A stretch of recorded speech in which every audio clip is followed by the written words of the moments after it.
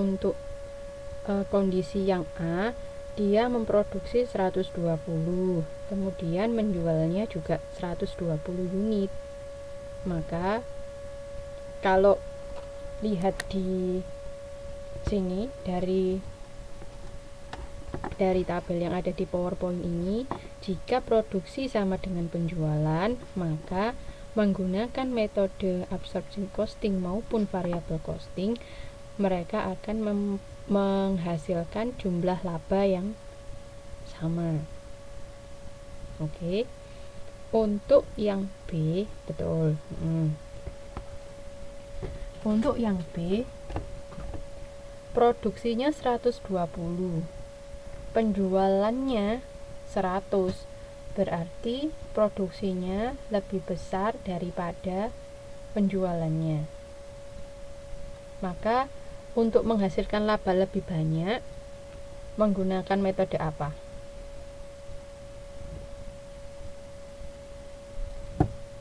Laba akan tercatat atau akan nampak lebih banyak jika kita menggunakan metode yang mana?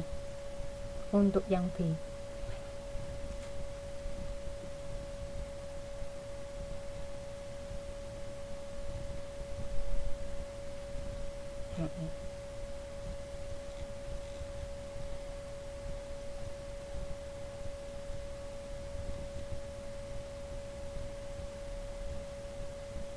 Oke, gitu ya.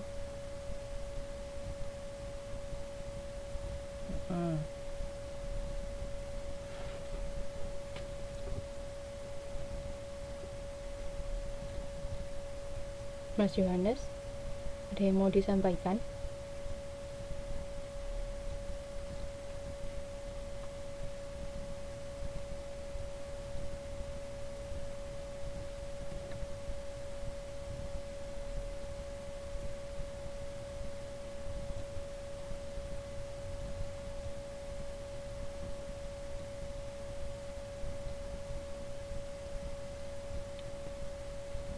Oke.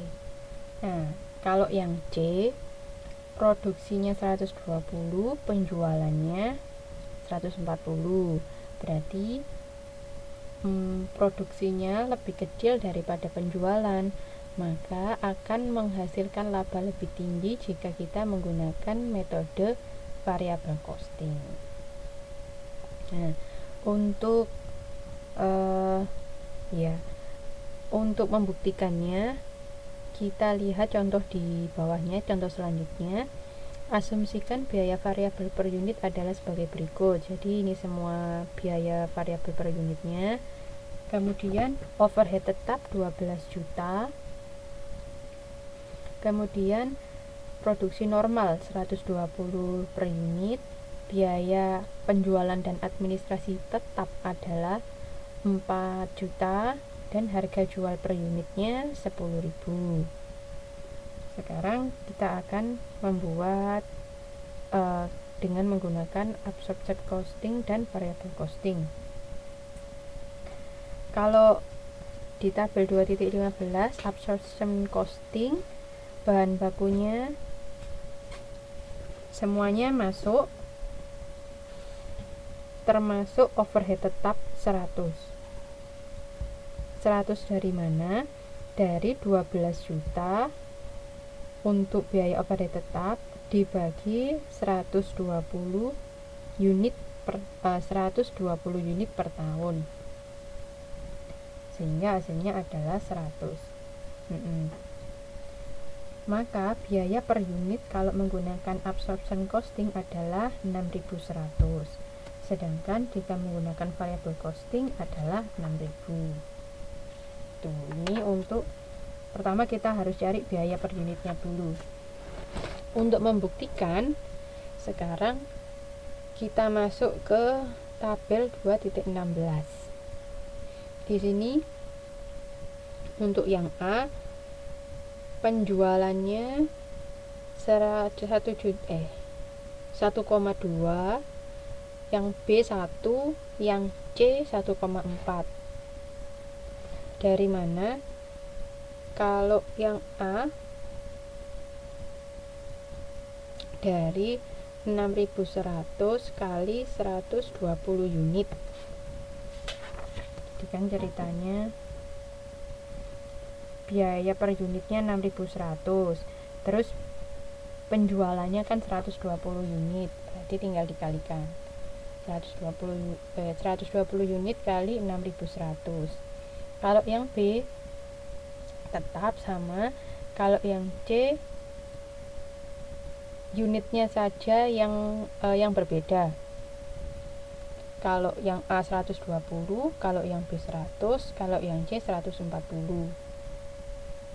Oke, seperti yang diketahui sebelumnya di halaman sebelumnya. Kemudian biaya barang yang terjual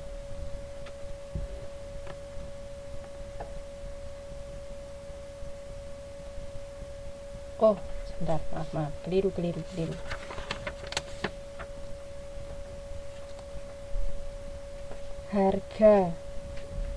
Harganya kan 10.000, maaf.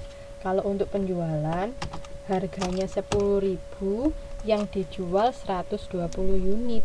Berarti yang A 1,2, yang B harganya 10.000, yang dijual 100 unit. Berarti penjualannya sebesar 1 M. Kalau yang C penjualannya sebesar 140 unit. Harga per unitnya sama dengan 10.000, berarti sama dengan 1,4. Seperti itu untuk penjualan. Kalau biaya barang terjual itu baru dikalikan dengan biaya produksi per unit. Seperti itu kan ada bintang 1, itu keterangannya ada di bawah tabel. Kemudian bintang 2, kemudian laba kotor berarti selisih dari penjualan dan biaya barang terjual. Kemudian laba kotor